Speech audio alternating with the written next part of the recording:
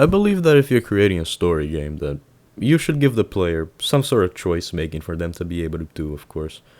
Now, why that is because giving the player a choice to make, giving a path, even if it's simple as good or bad or left and right, gives the player so much more life in the game. It makes the player feel more connected towards the story of the game a lot of the time. Some game fail at doing this, of course, and games that are purely just choice making are boring, at least in my opinion. But of course, not all games need to give the player choice. Of course, games such as San Andreas, which is considered by many one of the greatest games of all time, at least from what I can remember, doesn't really give the player choices now. But out of all open world games that I've ever played, out of all story games that I've ever played, to me, one game always stuck out. It really was the golden standard when it came to all of that, And to me, that golden standard game, at least for my opinion, that game was Infamous 2.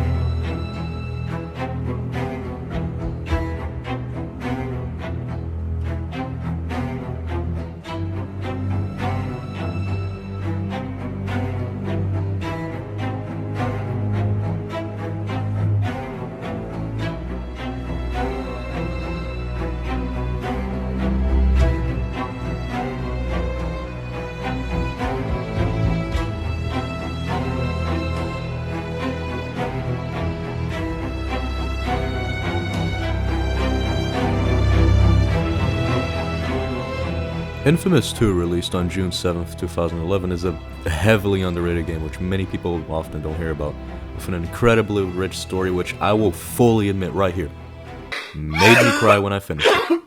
In Infamous, we follow the story of Cole McGrath, one of my absolute favorite characters of all time, because holy shit man, I cannot stress this enough, I fucking love this game, and I mean it.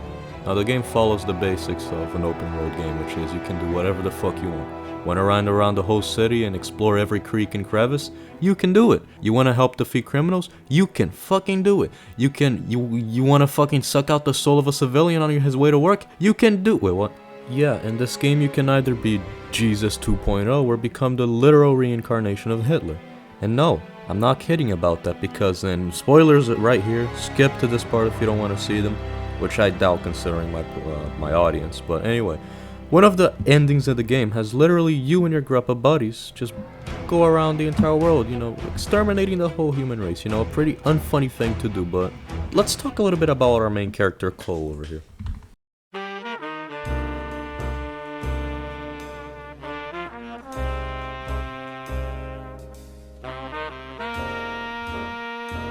Now, the story of the game begins with Cole just being your average delivery boy who one day gets a package and gets fucking nuked by an electric bomb.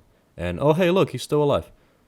Cole might seem to some like a very boring character, but you will quickly move opposite to that belief once you start advancing through the story. And I'll explain it a little bit why in a later point, but right now, all you need to know is that after the nuke, you got superpowers, which are those of electricity. Now, this might seem pretty, meh to some people. Electric powers are so basic, they're so common. And if you are one of those people, I hope I never meet you in real life, because I will physically hurt you. The game does such an amazing job of portraying just how it feels to possess these powers, starting you off as a literal worm that can get killed by wind, to a fucking god capable of taking down a goddamn titan. Now let's get to what makes this game so much more special than any other game I've played in my entire life.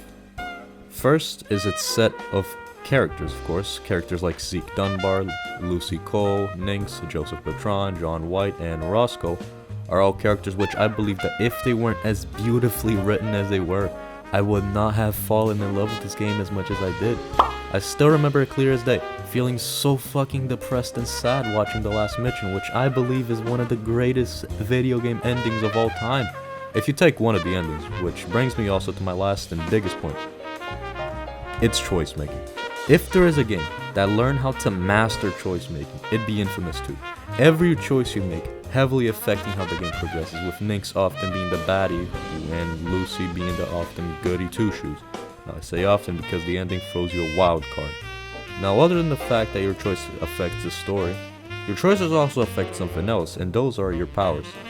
If you are to become evil or good, depending on your choice, your powers will be completely different from each other, with your good powers being less destructive than your evil's powers, but also giving you a few other advantages. Not only that, but depending on the path you take, you can also learn some brand new elements, which already buffs an already fucking powerful character, and let me tell you, it is so satisfying to play around with these brand new powers. Now, I'm gonna be completely honest here and just say that Infamous 2 is most likely not the greatest game of all time, at least for open world, but man do I believe it comes close. A rich story worth crying for, an interesting cast of characters that genuinely you feel connected to, an amazing gameplay with as much as over 30 hours of possible gameplay, which of course is with some side quests being needed, and if you are thinking of playing this game, I highly recommend doing them to make Cole even more broken. Infamous game is a game where you, of course, get the power to decide your fate. You decide to choose how to use your powers, and you are given the liberty to do so without feeling any remorse. Because at the end of the day, this video game really shows that when given the opportunity, powers are not what kill people. It's the person behind those powers that kill people.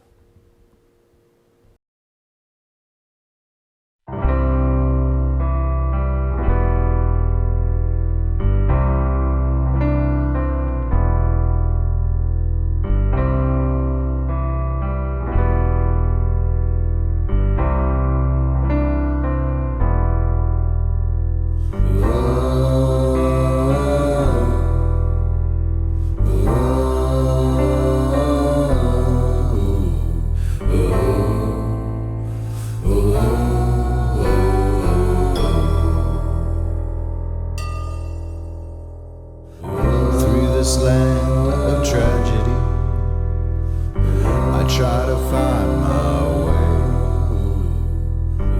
and in this town of misery, I search for you. Now we walk away to the last of